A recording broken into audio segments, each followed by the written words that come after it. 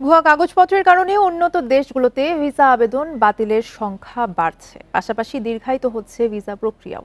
এতে ক্ষতিগ্রস্ত হচ্ছে আসল শিক্ষার্থীরা। পররাষ্ট্র মন্ত্রণালয় বলছে, বিদেশি ভিসা পেতে জটিলতার আরেকটি কারণ অবৈধভাবে থেকে যাওয়ার প্রবণতা। বিশেষজ্ঞরা বলছেন, জালিয়াতিকে উৎসাহিত করছে ভুয়া ট্রাভেল এজেন্সি। এ ধরনের প্রতিষ্ঠানের বিরুদ্ধে কঠোর পদক্ষেপ নেওয়ার পরামর্শ তাদের। এ বিষয়ে আলোচনা করতে রাজধানী বনানী থেকে আমাদের সাথে যোগ দিয়েছেন অভিবাসন বিশেষজ্ঞ আসিফ মুনির। আপনাকে স্বাগত জানাচ্ছি ইন্ডিপেন্ডেন্ট সংবাদে। এবং প্রথম প্রশ্নটি করতে চাই, ভুয়া কাগজপত্রের কারণে উন্নত দেশগুলোতে যে ভিসা আবেদন প্রত্যাখ্যান বাড়ছে, ভুয়া কাগজপত্র আসলে কেন দেয়া হয়? ধন্যবাদ আমাকে এখানে ডাকার জন্য। আসলে এটা বেশি হচ্ছে ইউরোপের দেশগুলোর ক্ষেত্রে আমরা দেখছি, যেখানে আম, উচ্চতর শিক্ষার জন্য মানুষ গিয়ে থাকে, কিন্তু অনেকেই, যেটা আপনাদের এখানে প্রতিবেদনও এসছে, যে স্থায়ীভাবে থাকার একটা সুযোগ যদি পাওয়া যায়, তো সেখানে তো এটা একটা কম্পিটিশনের একটা জায়গা, কারণ অন্যান্য অনেক দেশ থেকেই তো সেখানে যাচ্ছে, এবং দক্ষ মানুষ বা শিক্ষায় অলরেডি ভালো ডিগ্রি আছে, তারপর তার উচ্চতর শিক্ষার জন্য যেতে চাচ্ছেন।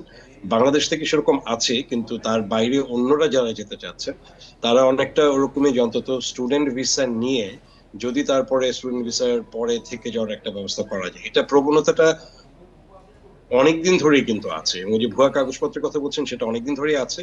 এখন আমাদের জনসংখ্যা বেড়েছে, এবং সেই অনুপাতে দেখা যাচ্ছে যে আস্তে আস্তে এই সংখ্যাগুলো বাড়ছে, হয়তো আনুপাতিক হারে খুব বেশি না হলেও সংখ্যায় বাড়ছে বিভিন্ন দেশে, এবং যেহেতু কম্পিটিশনও বাড়ছে সেটা। কাজে আমি যেটা বলবো, যে মূল একটা কারণ হচ্ছে যে আমাদের যে যোগ্যতার জায়গায় আছে যারা যেতে চাচ্ছেন, নিজেদের যোগ্যতা যদি কিছুটা কম থাকে, এবং তাদেরকে যারা প্রলোভন দেখাচ্ছে, আপনাদের প্রতিবেদনে যেটা বললেন, এই প্রলোভন দেখানোর ব্যাপারটা কিন্তু অনেক বছর ধরে চলছে, কিন্তু সেটা সরকারিভাবে মোকাবেলাটা পুরোপুরি অনেকদিন ধরে করা যায়নি, সমন্বিতভাবে করা যায়নি, কারণ এখানে অনেকগুলো মন্ত্রণালয়ের একটা সমন্বিত উদ্যোগ দরকার।